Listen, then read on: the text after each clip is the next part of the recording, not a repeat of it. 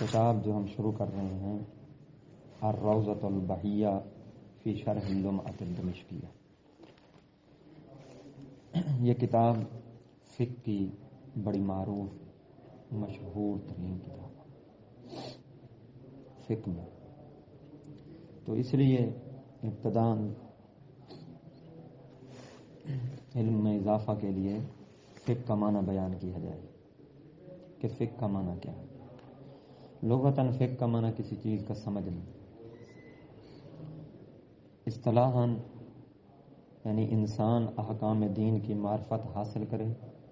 فقہ احکام دین کی معرفت کو حاصل کرے تاکہ اس کے ذریعے اسے سعادت دنیاوی اور سعادت اخروی حاصل ہو۔ ٹھیک ہے نا؟ فقہا نے ویسے فقہ کی دو تعریفیں کی ہیں، تذکراً عرض کر دیتا ہوں۔ یہ بھی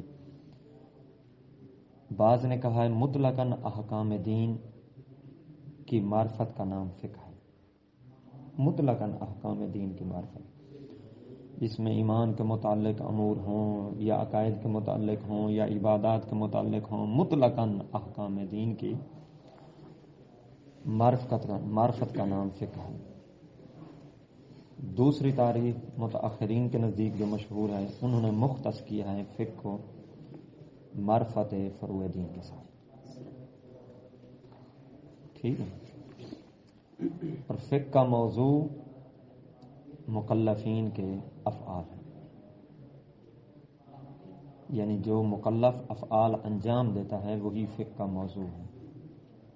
افعال وجوبی ہوں، استحبابی ہوں یا صحیح ہوں، جو افعال انجام دے رہا ہے آیا صحیح ہیں آیا وہ باطل ہے، یہ سارا موضوع ہے۔ ٹھیک ہے نا؟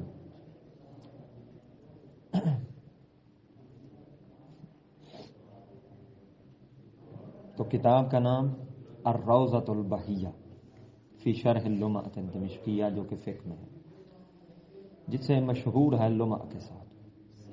جو ہم پڑھ رہے ہیں یہ روضۃ البہیہ پڑھ رہے ہیں، ٹھیک ہے نا، جو کہ شہید ثانی کی ہے۔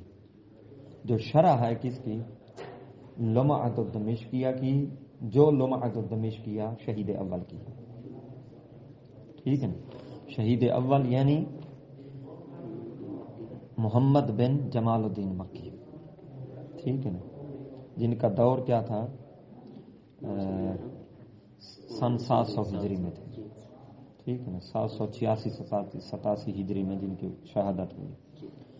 اور شہید ثانی زین الدین بن علی بن احمد عامری، جن کا دور 9 ہجری میں تھا، ٹھیک ہے، 966 ہجری میں جن کی شہادت ہوئی۔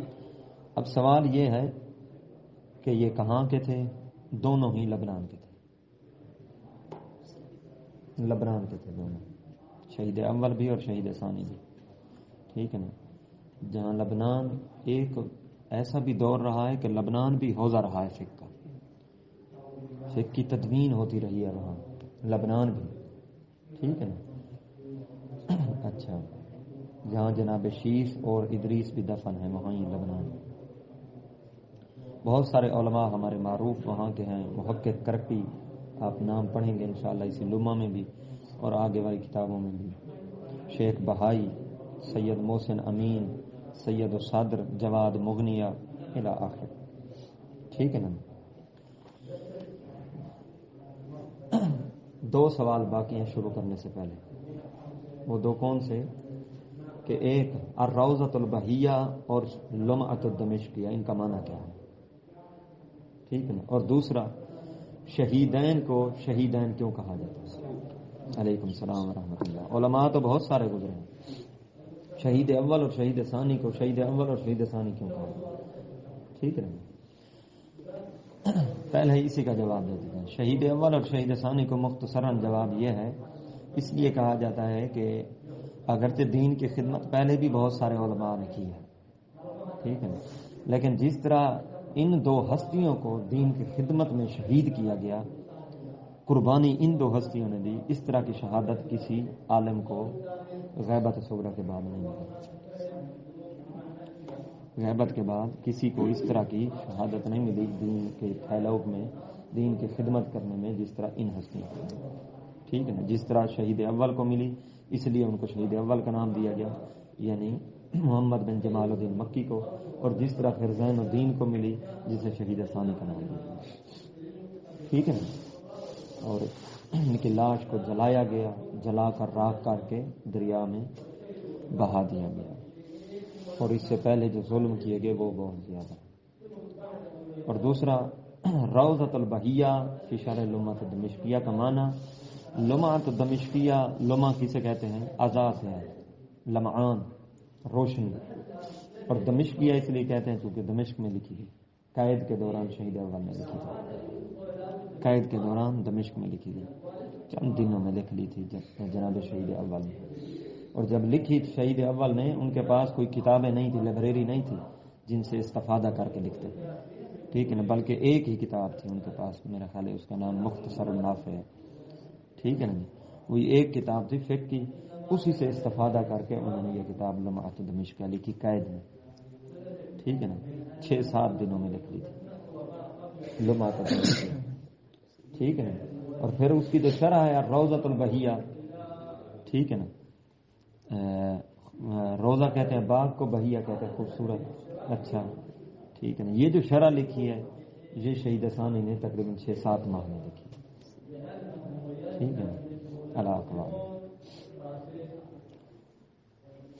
جس کی ابتدا ہو رہی ہے کتاب الطہارہ سے، بہت بڑا مجموعہ ہے فقہ کے احکام سے۔ کتاب الطہارت یقیناً واضح ہے آپ کے لیے کہ یہاں ھذا مقدر ہے جو مبتدا ہے، اور کتاب الطہارت اس کی کیا ہے؟ خبر، کہ یہ کتاب طہارت۔ الطہارت مصدر، طہارت کیا ہے؟ مصدر ہے، طاہرا سے، طاہرا فعل ہے یا طاہرا دونوں پڑھ سکتے ہیں، بضم العین و فتحھا، عین کے ضمہ کے ساتھ بھی پڑھ سکتے ہیں اور عین کے فتح کے ساتھ بھی پڑھ سکتے ہیں۔ عین کے ضمہ کے ساتھ یعنی عین کلمہ کے، یہاں عین نہیں ہے، عین کلمہ ہے، ٹھیک ہے نا، تو فا کلمہ کے مقابلے میں ہے، ہا عین کلمہ اور را لام کلمہ۔ عین کلمہ پہ یعنی ہا پہ آپ فتح بھی پڑھ سکتے ہیں، ضمہ بھی، ضمہ پڑھیں گے تو تا ہو رہا، فتح پڑھیں گے تو تا ہا را، ٹھیک ہے نا جی۔ یہ الطہارت جو ہے اس کا مصدر ہے، طاہرہ یا طاہرہ، ٹھیک ہے نا، یہ طاہرہ طاہرہ طاہرہ کریں گے تو فا علا، ٹھیک ہے نا، فا علا کے وزن پر آئے گا، طاہرہ کہیں گے تو فا اولا، ٹھیک ہے نا، یہ تین ہی اوزان تھے نا، فا علا، فا اولا، فا ایلا، تین ہی وزن ہے نا ٹوٹل، تو دونوں پہ پڑھ سکتے ہیں، دونوں کا مصدر طہارت آتا ہے۔ الطہارت و مصدر، طہارت اس کا مصدر ہے، والاسم الطہر بالضم، اور اس طاہرہ کا یا طاہرہ کا جو اسم مصدر ہے، اس طہارت سے پھر اسم مصدر جو بنتا ہے وہ اسم مصدر الطہر بنتا ہے، ٹھیک ہے نا، تا پر بھی ضمہ اور ہا پر بھی ضمہ، یعنی فا پر بھی ضمہ اور عین پر بھی ضمہ، الطہر اسم مصدر ہے۔ یہاں تک سمجھ آئیے، مصدر اور اسم مصدر، یہ دو تعبیریں ہم نے بول دی، طہارت مصدر ہے اور طہر اسم مصدر ہے، تو جب دو تعبیریں ہم نے بولی تو لازماً واضح کرنا پڑے گا ہمیں کہ بھائی مصدر کسے کہتے ہیں اور اسم مصدر کسے کہتے ہیں، ٹھیک ہے نا، مال فرق بین المصدر و اسم المصدر، کیا فرق ہے ان دونوں کے درمیان؟ تو فرماتے ہیں مصدر کسی فعل کے انجام دینے کے لیے، کسی فعل کے انجام دینے کے لیے وضع کیا جاتا ہے، قبول کرنے کے لیے، انجام دینے کے لیے وضع کیا جاتا ہے، اور اسم مصدر، مصدر کے بعد جو حالت ہوتی ہے اسے اسم کہتے ہیں، اسم اس کا اسم مصدر کہتے ہیں۔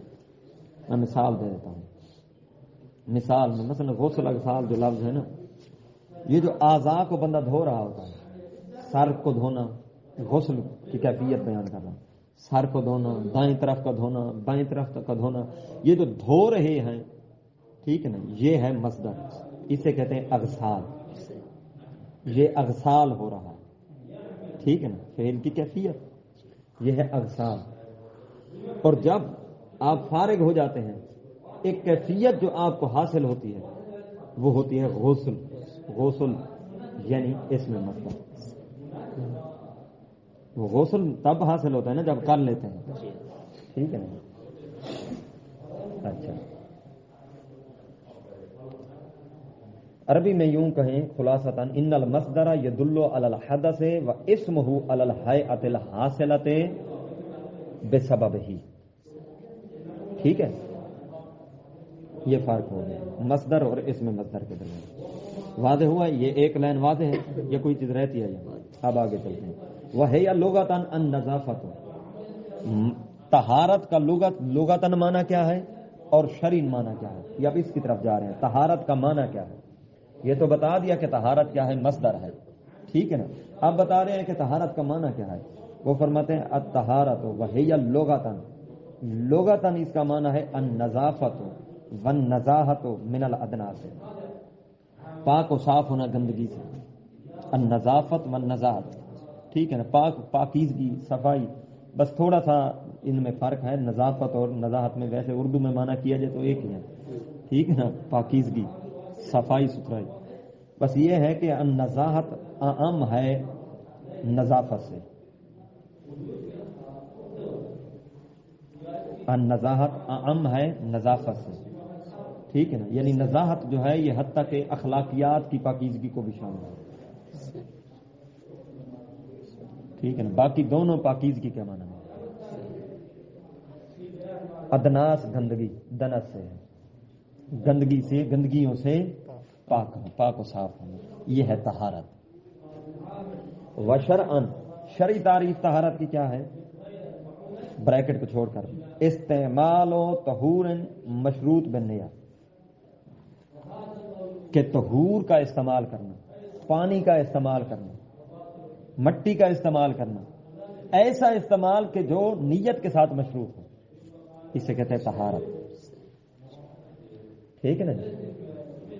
درمیان میں شرعن، تب اس کی یہ تعریف کی جائے گی بناءً علی ثبوت الحقائق شرعیہ، جب ہم حقیقت شرعیہ کے ثبوت کے قائل ہو جائیں. لفظی ترجمہ سمجھ نہیں آئے گا کیا کہا میں نے، بس ذہن پہ آئے گی بات، لیکن حقیقت نہیں سمجھیں گے. حقیقت میں سمجھاتا ہوں. اب یہ ترجمہ کیا ہوا؟ یہ شرعی تعریف طہارت کی کب ہے؟ جب ہم قائل ہو جائیں حقیقت شرعیہ کے ثبوت کے. اب سمجھیں یہاں کیا کہنا چاہتے ہیں. حقیقت شرعیہ کا ثبوت ایک ہوتی ہے حقیقت شرعیہ، ایک ہوتی ہے حقیقت متشرعہ. حقیقت شرعیہ اور متشرعہ میں کیا فرق ہے، کسے کہتے ہیں؟ اس کے لیے ایک اور چھوٹا سا مقدمہ ہے. یہ الفاظ جو ہے صلاۃ، صوم، یہ سنے ہوئے ہیں نا آپ نے. صلاۃ کا معنی پہلے دعا تھا، بعد میں ارکان کے لیے، ارکان مخصوصہ کے لیے استعمال کیا گیا. ٹھیک ہے نا. اسی طرح صوم کا معنی کیا تھا؟ امساک تھا، بعد میں اس حایت کے لیے واضح الی آخر الفاظ جو پہلے جن کے معنی اور تھے، بعد میں اب معانی کیا ہیں اور ہیں. یہ جو معانی وہ لغوی تھے. صلاۃ کا لغوی معنی دعا تھا، لغوی معنی سے منتقل ہوا ہے اس ارکان کی طرف. یہ جو انتقال ہوا ہے ان الفاظ کے معانی کا لغوی معنی سے الی غیرہا، ان الی اخرى، دوسرے معنی کی طرف، یہ کب ہوا ہے؟ نبی پاک کے دور میں ہوا ہے، شارع کے دور میں ہوا ہے. دین کے شارع رسول ہے نا، شارع کے دور میں ہوا ہے یا شارع کے دور کے بعد میں ہوا ہے. اگر قائل ہوں کہ شارع کے دور میں ہوا ہے تو کہتے ہیں کہ حقیقت شرعیہ ثابت ہے. یعنی یہ الفاظ منتقل ہو گئے تھے اپنی لغوی معانی سے ان معانی کی طرف، یعنی یہ صلاۃ دعا والے معنی سے ارکان والے کی طرف منتقل ہو گیا تھا رسول کے دور میں، تو حقیقت شرعیہ ثابت ہے. اگر نہیں ہوا تھا، بعد میں ہوا، تو حقیقت شرعیہ ثابت نہیں ہے بلکہ حقیقت متشرعہ ہے. واضح ہوا یا نہ ہوا؟ کوئی چیز رہتی ہے؟ اگر قائل ہو جائیں کہ حقیقت شرعیہ ثابت ہے تو شرعی معنی طہارت کا یہ ہے. دو لائن میرے خیال واضح ہو گئی. اب آگے چلتے ہیں. اب دیکھیں استعمال و طہور مشروط بالنیہ، یہ تعریف کی ہے. طہور کا استعمال جو مشروط ہو کس کے ساتھ؟ نیت کے ساتھ. اس میں دو لفظ ہیں، استعمال و طہور کا استعمال ایک، دوسرا مشروط بنیت، نیت کی شرط، یہ دو چیزیں ہیں۔ آپ منطقی بیٹھے ہیں، پڑھے لکھے ہیں، مجھ سے زیادہ منطق شاید آپ بہتر جانتے ہوں۔ منطق میں تعریف جو کسی چیز کی جاتی ہے نا، کہا تھا یا تو حد تام کے ذریعے سے ہوتی ہے، یا حد ناقص، یا رسم تام یا رسم ناقص، یہ چار میں سے ایک ہی سے کے ساتھ ہوگی نا۔ پھر جب تعریف ہوتی ہے اس میں ضروری ہے کہ تعریف جنس اور فصل کے ذریعے سے ہو۔ ایسے تھا نا، جنس قریب اور فصل قریب کے ذریعے سے ہو، یعنی تعریف میں جنس بھی ہو اور فصل بھی۔ مثال کے طور پر حیوان ناطق، حیوان ناطق، حیوان، یہاں بس یہ پہلے دینے کو زیادہ مشکل بات ہے، آگے آسان ہو جائے گا۔ حیوان ناطق، حیوان کیا ہے؟ جنس ہے، جنس، ٹھیک ہے، حیوان جنس ہے، ٹھیک ہے نا، جنس ہے، اس میں بہت ساری ماہیات شامل ہیں، حیوان میں گھوڑے شامل ہیں وغیرہ وغیرہ، جانور سارے آ جائیں گے، حتیٰ انسان آ جائے گا، سارے، یعنی بہت ساری ماہیات کو شامل ہے۔ الناطق اس کی فصل ہے جو حد معین کر دیتی ہے، صرف بولنے والا حیوان، ٹھیک ہے نا، حیوان فقط جنس ہے، الناطق اس کی کیا بن جائے گی؟ فصل بن جائے گی، جس نے دائرہ کو آ کر تنگ کر دیا جنس کو، ٹھیک ہے نا۔ اسی طرح تعریف میں جنس اور فصل ہوتی ہے، تو فرماتے ہیں یہاں جو تعریف کی گئی ہے نا طہارت، وہ ہے استعمال و طہور مشروط بالنیہ، اس میں الاستعمال و بمنزلت الجنس، لفظ استعمال و طہور بمنزلت جنس ہے، ٹھیک ہے نا، یعنی مختلف ماہیات کو شامل ہے۔ کسی چیز کا بھی استعمال، کسی چیز کے لیے بھی پانی کا استعمال کیا جا سکتا ہے نا، ٹھیک ہے نا، کوئی بھی استعمال ہو سکتا ہے، استعمال کیا ہے؟ عام ہے، ٹھیک ہے نا، کپڑے کو بھی دھویا جا سکتا ہے، زمین کو بھی دھویا جا سکتا ہے، ویسے کسی اور چیز کو بھی، یعنی پانی کا استعمال مختلف جہات سے کیا جا سکتا ہے، یعنی توسلیات میں بھی کیا جا سکتا ہے، تعبدیات میں بھی، جہاں یعنی کچھ ایسی چیزیں ہوتی ہیں جہاں قصد قربت شرط ہوتی ہے، کہیں پر نہیں ہوتی قصد قربت شرط، یعنی عام ہے، بمنزلہ جنس ہے، یعنی ماہیات مختلفہ کو شامل ہے، ٹھیک ہے نا۔ وَالطَّہُورُ مُبَالَغَةٌ فِي الطَّاهِرِ، اور طہور لفظ جو آیا ہے نا، یہ استعمال طہور، یہ طہور مبالغہ ہے۔ مبالغہ کا معنی کیا ہوتا ہے؟ شدت، کسی چیز میں شدت آ جائے اسے مبالغہ کہتے ہیں نا، ٹھیک ہے نا، شدت، مبالغہ شدت سے ہوتا ہے، علم سے علام، ٹھیک ہے نا، ضرب سے ضرام، ٹھیک ہے نا، فخول، یہ شدت کے لیے بولے جاتے ہیں، معنی میں شدت پیدا کرنے کے لیے۔ تو فرماتے ہیں مبالغہ ہے یہ لفظ طہور، فعول ان کے وزن پر مبالغہ ہے، لیکن مبالغہ کا معنی ہوتا ہے شدت۔ اب سوال یہ پیدا ہوتا ہے کہ یہاں طہور سے مراد شدت طہارت لی گئی ہے؟ فرماتے ہیں نہیں، اگرچہ مبالغہ ہے، یہاں وہ شدت والا معنی نہیں ہے، بلکہ والمراد منہ ہنا، یہاں اس طہور سے مراد الطاہر فی نفسہ ہی المطہر لغیرہ، وہ شدت والا معنی مراد نہیں ہے، بلکہ یہاں طہور سے مراد یہ ہے کہ جو خود بھی پاک ہو اور دوسرے کو بھی پاک ہو۔ واضح؟ کوئی چیز رہتی تو نہیں ہے۔ جو علا بحسب الاستعمال متعدیا و ان کان بحسب الوضع اللغوی لازما، اب اس کو قرار دیا گیا ہے طہور کو، لفظ طہور کو بحسب الاستعمال متعدی و بحسب و ان کان بحسب الوضع اللغوی لازما، یعنی جب لغوی نے اسے وضع کیا تھا تو لازم کے طور پر وضع کیا، طاہرہ، طاہرہ لازم، لیکن استعمال میں لفظ طہور لایا، یہ متعدی کے طور پر استعمال کیا گیا، یعنی پاک کرنے والا، کوئی کسی کو پاک کرے گا، تعدی ہے یا نہیں؟ ایک ہوتا ہے پاک ہونا، ایک ہوتا ہے کسی، کوئی پاک کرے کسی کو، ٹھیک ہے نا، تو یہ کیا ہو جائے گا؟ تعدی ہے، متعدی ہو جائے گا، تو استعمال متعدی ہوتا ہے اگرچہ اس کی وضع کیا ہے؟ لازم کے طور پر ہے، ٹھیک ہے نا۔ کل اقول، لفظ اقول یہ تشبیہ تعکیسی سے بولا جاتا ہے، عکس تشبیہ، ٹھیک ہے نا، یعنی بس یہ بتانا چاہتے ہیں کہ جس طرح اقول جو ہے نا اس کی وضع کچھ اور تھی، استعمال کچھ اور ہے، طہور میں بھی ایسے ہے، وضع کچھ اور تھی، استعمال کچھ اور ہے۔ طہور میں یہ ہے کہ اس کی وضع لازم تھی، استعمال متعدی ہے، لیکن عقول جو ہے تشبیہ تعکیس عکس تشبیہ، اس کی جو ہے وضع جو ہے لغتاً متعدی ہے اور استعمال لازم ہوتا ہے۔ ہاں، تشبیہ عکس تشبیہ سے کہتے ہیں، تشبیہ تعکیس، معکوس بھی کہا جاتا ہے، تشبیہ معکوس، ٹھیک ہے نا۔ اچھا، ویسے لغتاً وضع کیا کہ مثلا اکل زید الرز، زید نے چاول کھائے، چاول کو کھایا، متعدی وضع متعدی ہے لیکن استعمال کیا زید المعقول ہے، ٹھیک ہے نا۔ اچھا، یعنی زید کھانے والا، یہاں تک واضح ہوا۔ وخارج بقولہ، وخارج بقولہ مشروط بالنیت ازالۃ النجاست، وہ عرض میں نے کی تھی فاصل تعریف میں اور جنس۔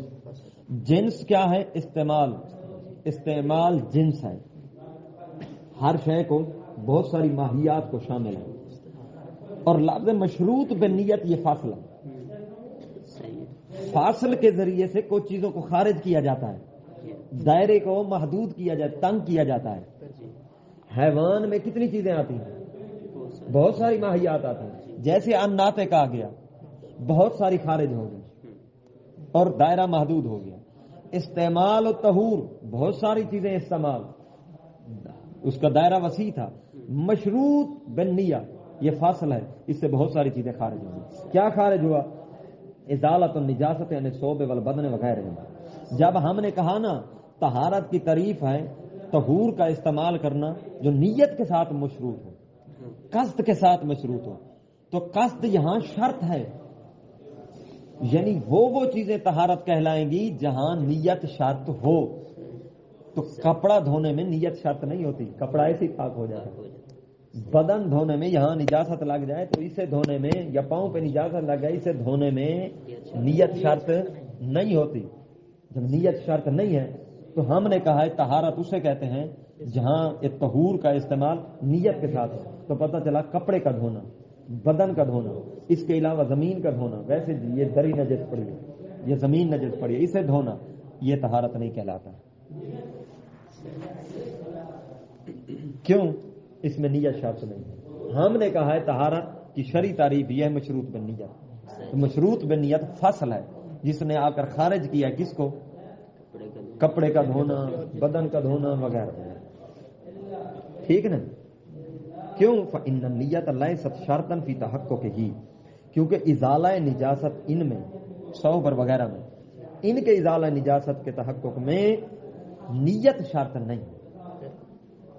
وإن اشترطت فی کمالہ وفی ترتب ثواب علی فعلہ، اگرچہ ان کے کمال میں شرط ہے، پاک ہونے میں شرط نہیں ہے، بس اگر کی جائے گی نیت تو ثواب ملے گا، ثواب مرتب ہے اس فعل پر، لیکن پاک ہونے کی شرط نہیں ہے۔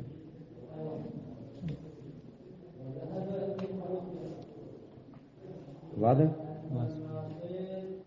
آج یہیں تک ختم کرتے ہیں، آگے تھوڑا تفصیل ہے، پھر زیادہ لمبا پہلے دن نہ ہو جائے، طویل